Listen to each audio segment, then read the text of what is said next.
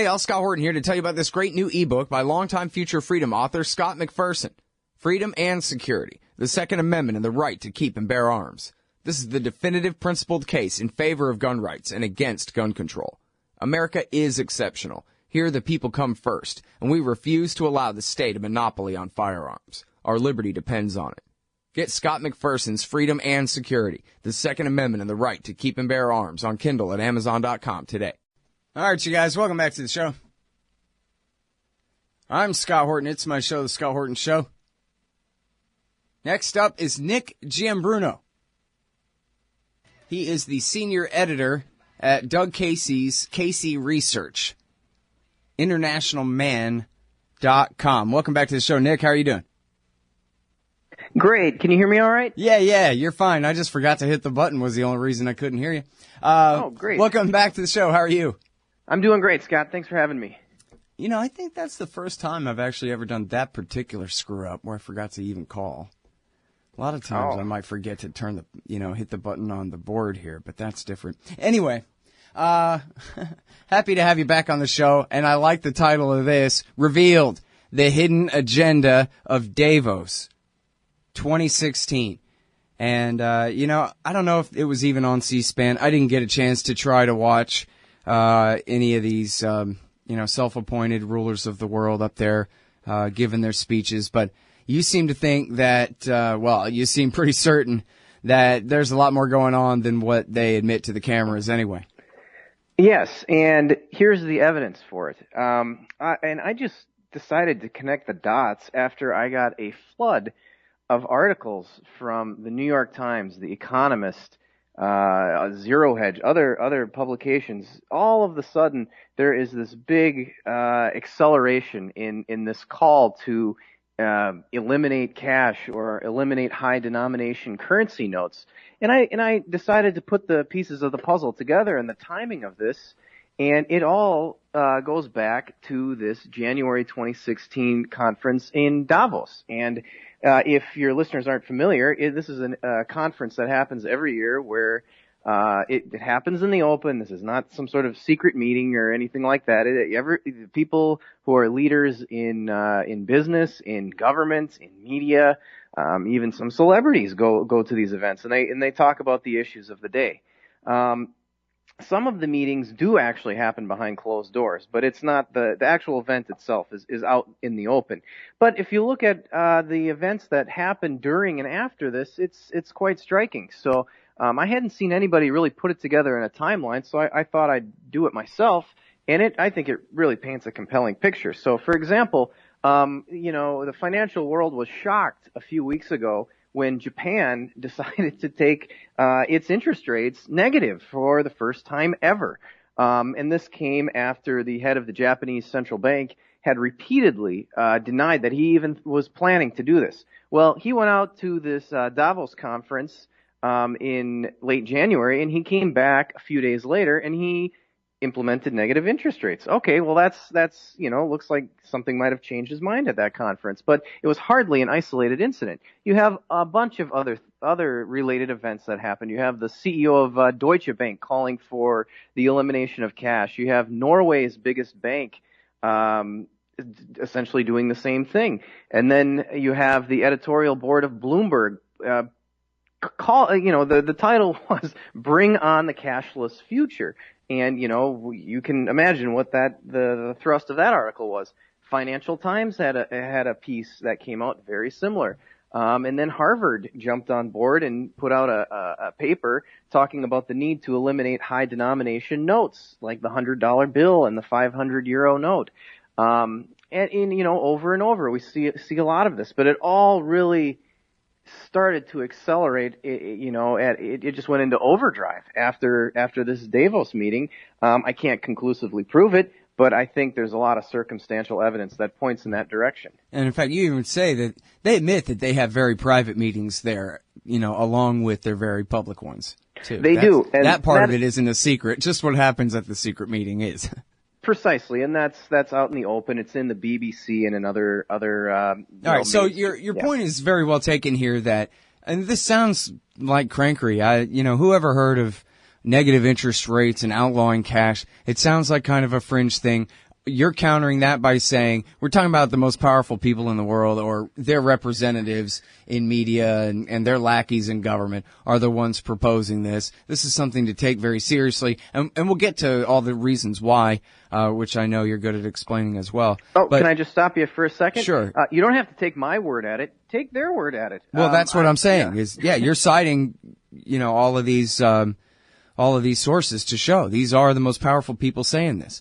But so my question is this: if the banks rule everything, and especially the nation states, then why are they allowing the government to engage in this policy that seems like it's tailor-made to destroy their business, to force all of their depositors to take their money right out of the bank then? You're going to charge me money just for having it sit there and pay me not just no interest, but actually, and not just all your fines and fees, you nickel and dime me to death, you banker bastards, but now you're going to give me negative interest rates too? Then isn't that, on just the face of it, Nick, horrible for the banks, and why would they tolerate this insane policy? It is horrible for the banks, and they would tolerate it because that's not the end of the story. The other component of this, the evil twin brother of negative interest rates, is the war on cash. The people who are pushing negative interest rates are fully aware of this. So, if interest rates are negative in the situation you just described, well, a lot of people would rather take the money out of the bank and put it under the mattress than suffer, basically a penalty or a tax on saving money. I mean, how in the heck are you going to save for retirement with negative interest rates? So the economic central planners know this, and that's why the war on cash has been really ramped up, kind of in tandem with the spread of negative interest rates around the world. So here's the thing: if people start withdrawing money from the banks, the banking system is very fragile. Most people don't even put a thought into this, but thanks to the fractional reserve banking system, there's not a lot of cash at the banks, whether that exists in digital form or in paper form. So if people start pulling money out of the banks en masse, it won't take much to bring the whole thing down. So their solution is to make accessing cash harder and in some cases illegal. I mean, if you look at various countries around Europe, France, for example, it is now illegal to do cash transactions over 1,000 euros without, documenting it properly. And they're just doing all of these things that make it more and more inconvenient or flat out illegal to use cash. And that has the effect of keeping the cash in the banking system. So that makes the banks happy in that they don't have to worry about bank runs, because there's no bank run if you can't withdraw your cash. So I think that's the answer to your question. Yeah. Well, man, is anybody besides you making the privacy argument here, too? That I think you cite Ron Paul here saying, geez, this is the IRS's dream come true. I mean, it's kind of a joke to me, but still, the point is made, I think. This is the slavery of Satan right out of the book of Revelations, This is the worst slavery could possibly be, where nobody could buy or sell anything to anyone without it going on their permanent record. Oh yeah, it's truly horrifying, and you don't necessarily need to be a religious person to see that either. But yes, this is what it's coming to, and it's the government's dream. And how do they justify it? I mean, it's completely ridiculous, and anybody who can think critically and independently can see right through this. They're saying, oh well, terrorists use cash and drug dealers use cash, so we have to get rid of it or make it harder to use. Yeah, what are you trying to hide from us, Nick? Yeah. But no, I think people, and it's unfortunate, but most people don't remember how privacy is really an aspect of it's a fundamental human right. It's necessary to keep human dignity, and it's necessary in a free society. And unfortunately, a lot of people have forgotten that. All right, y'all, hold it right there. We'll be right back with Nick Giambruno from internationalman.com. Hey, Al, Scott here. The Ciceronian Society is an interdisciplinary group devoted to the timeless themes of place, tradition, and things divine. You are invited to their 6th annual conference to hear 2 days of papers on important thinkers, from Plato and St. Benedict to John Locke, Hayek, and Henry David Thoreau. The conference is March 10th through 12th in historic Gettysburg, Pennsylvania, less than 2 hours from D.C. and Baltimore. Register at ciceroniansociety.com. Superior blends of premium coffee. Roasted fresh in Zionsville, Indiana. Darren's Coffee satisfies the casual and the connoisseur. Scott Horton Show listeners, visit darrenscoffee.com and use the coupon code SCOTT at checkout for free shipping. darrenscoffee.com. Because everyone deserves to drink great coffee. All right, you guys, welcome back to the show. I'm Scott Horton. It's my show, The Scott Horton Show. I'm on the line with Nick Giambruno, which, I'm sorry, man. I'm sure I'm probably pronouncing that pretty badly. No, you got it right. Yeah? No? Okay, cool. All right. That's Casey Research, international man. He is a senior editor there. How a witch doctor convinces everyone he's a neurosurgeon. That's one. You know, I got a story like that, but I'll save it. Revealed the hidden agenda of Davos 2016 and the world's first cashless society. These are all important articles for you to read at internationalman.com. And now, Nick, so here's the thing, man, is I'm not an international man and an investment advisor, and I just don't understand these things. So you're going to have to make me understand.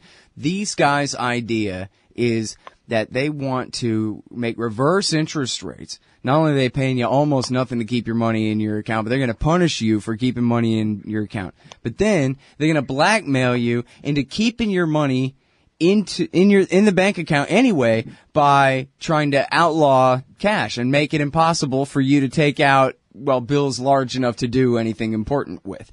But then, so doesn't that completely defeat the whole point of doing the negative interest rates in the first place, which is this stupid policy of trying to stimulate the economy by forcing people to spend the money?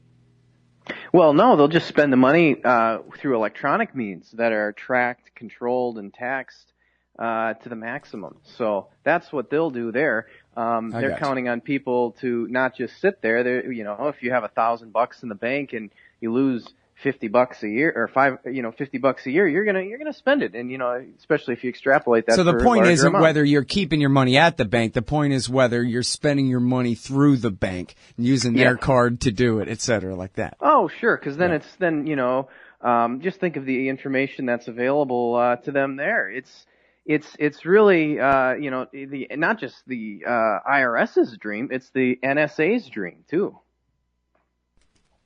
Well, sure. And, you know, it's funny, man, for me, and I guess it probably sounds stupid, but I was so paranoid about this kind of thing back in, 1994 that I was completely done being concerned about it, 10 years ago or more. But now, here it is again. The idea that you're really going to have no choice but to always, every time you buy anything, it has to be on the record, or else you're basically, giving probable cause for a full-scale investigation of what it is that you're up to. Reducing anybody who wants to be slightly free to a barter economy and poverty. But here it is. Seems like that's what they're going for. Well, the good news is they haven't won yet, and there is some hopeful signs here. And in a couple of cases, we've seen counter editorials in big newspapers like the Wall Street Journal just come out and say that this is ridiculous and, make the same criticisms that you and I would make. But unfortunately, among the opinion makers and, the economists at these publications, it's a minority opinion, but, there is some resistance to it, and they haven't completely gone forward with some of these ideas yet. We can still use the $100 bill, we can still use cash, but the momentum, it's clear to see where the momentum is going. So the good news is there's still time to fight this, and there's still time to take action to protect yourself. And I think it's very simple how to protect yourself. The way to win the war on cash is to own gold and silver, physical gold and silver within your possession. Those are forms of money that are not going to be susceptible to negative interest rates and so forth. So, and they're accepted anywhere in the world. You take a gold coin anywhere in the world, and they'll recognize its value, whether it's Canada, North Korea, Mexico, anywhere in Europe. It's recognized around the world. So I think it's really going to push people into precious metals. Yeah. Well, and then so there's possibilities for bubbles even in the metals then when it comes down to it, right? I think so. You know, we'll have to see how this plays out over the next few years. But another thing to mention is that just for them to consider such a radical and extreme thing as banning cash and you know, trumpeting it in all of these publications and in Harvard and so forth, I think it shows they're desperate. This is not a move they would consider if they were confident in the economy and their grip on the economy. I think it's a sign of desperation. And another thing too is that there's another sort of psychological component to this war on cash. Well, I forgot to mention this earlier in the program. A few weeks after this Davos conference, Monopoly, the game, you know, the classic game that people would play, you know, where you have cash and you buy properties and so forth. Well, they announced that Monopoly will no longer feature cash. You're going to have a bank card when you decide to buy Baltic Avenue or something like that, or the railroad. So it's also, there's a psychological component. You know, they're trying to push people into getting used to not using cash anymore, and I think that is certainly part of it. Yeah. Well, and you can certainly see how it's the basis for a total police state where, you know, I knew an old hippie lady who had once dated a weed grower out in California or something, and she had sued and gotten her FBI file, and it was huge, and they'd been following her to the store and following her to all her friends' houses and this and that. We're talking like 1968 or whatever, 72 or I don't know, back in old days. But the thing is, all they got to do to compile that kind of, you know, FBI file level investigation of anyone at any time is the stroke of a key, because it's all already pre-investigated itself and laid itself right down on the record. So they just type in your name and hit enter, and here's everything we know about Nick from every database we have access to, which is a hell of a lot. Yeah, well, I think there's another edge to that story too. Technology can definitely aid the state in that kind of stuff, but technology is also a very good thing for the individual. We look at things like Bitcoin, encryption, and all sorts of these distributed technologies, 3D printing. So I think it's a tug of war. I don't think the outcome is certain. I don't think it's completely hopeless. And I just look at, you know, for example, BitTorrent, and they have tried to shut down BitTorrent for over 15 years. And anybody can still go on and get whatever they want on BitTorrent. So I think there is a ray of hope that, you know, they can't shut these things down. And, you know, we'll see if they're able to really push us towards a cashless society and are successful at that. Well, that would be a big victory for the bad guys. So let's hope that doesn't happen. Yeah. And, you know, it's cool, too, about the technology that, well, for one example, and I know there's more, you mentioned Bitcoin, but one of my favorites, and I'm not just being, I hope, a hollow shill here, but I really mean it, is the commodity disc, where my friend Arlo Pignati got these silver coins, and they're embedded with a QR code where you just scan it with your phone, and it'll take you immediately to the website and tell you the instant spot price. So at any time, if you whip out that gold or silver coin, as you talked about, that you could take with you, you know, any place in America or any place in the world. Not only that, you can scan it with your phone and tell them exactly what it's worth right now on the market when you're exchanging it. And that kind of thing, it seems like that kind of thing makes, you know, cash and all, you know, the bank digits obsolete. Why do we need them at all when we can trade gold and silver coins with each other and know exactly what they're trading for at any moment? Well, I think, yeah, you hit the nail on the head here, and that the solution is to not restrict options for people to choose what kind of money they'd like to use, but to take away those restrictions. Let the market decide what kind of money people would want to. Get rid of these ridiculous legal tender laws that force you to use Federal Reserve notes, and really let the people vote with their money. And I think if we did that, it's clear that we would see some alternative forms, whether it's gold, silver, or some sort of mix between a cryptocurrency and a commodity currency like gold or silver come into being. Mm-hmm.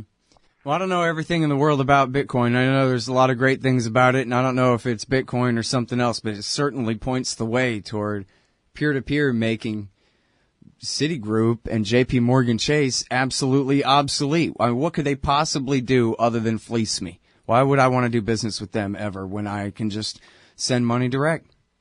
Oh, absolutely. That's a wonderful thing, because these big banks are are at this point just appendages of the U.S. government. They're not entities of the free market. They're entities of crony capitalism and economic fascism. So anything that does away with them, the better.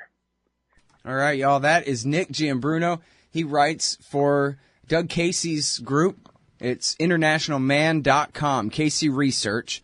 And this one is The World's First Cashless Society is Here, a totalitarian's dream come true, and Revealed, the hidden agenda of Davos 2016. Thanks very much for coming back on the show, Nick. Good to talk to you.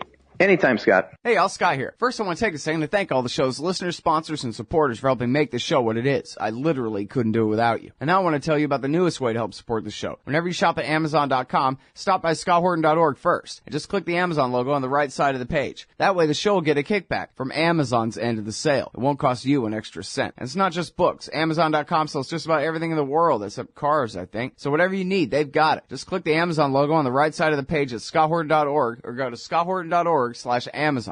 Hey, y'all, Scott Horton here for MPV Engineering. This isn't for all of you, but for high-end contractors specializing in industrial construction and end users who own and operate industrial equipment. MPV offers licensed professional consulting on chemical and mechanical engineering for your projects. Tanks, pressure vessels, piping, heat exchangers, HVAC equipment, chemical reactors for oil companies or manufacturing facilities, as well as project management support and troubleshooting for those implementing designs. MPV will get your industrial project up and running. Head over to mpvengineering.com. Hey, I'll check out the audiobook of Lou Rockwell's Fascism versus Capitalism, narrated by me, Scott Horton, at audible.com. It's a great collection of his essays and speeches on the important tradition of liberty. From medieval history to the Ron Paul Revolution, Rockwell blasts our status enemies, profiles our greatest libertarian heroes, and prescribes the path forward in the battle against Leviathan. Fascism versus Capitalism by Lou Rockwell for audiobook. Find it at Audible, Amazon, iTunes, or just click in the right margin of my website at scotthorton.org.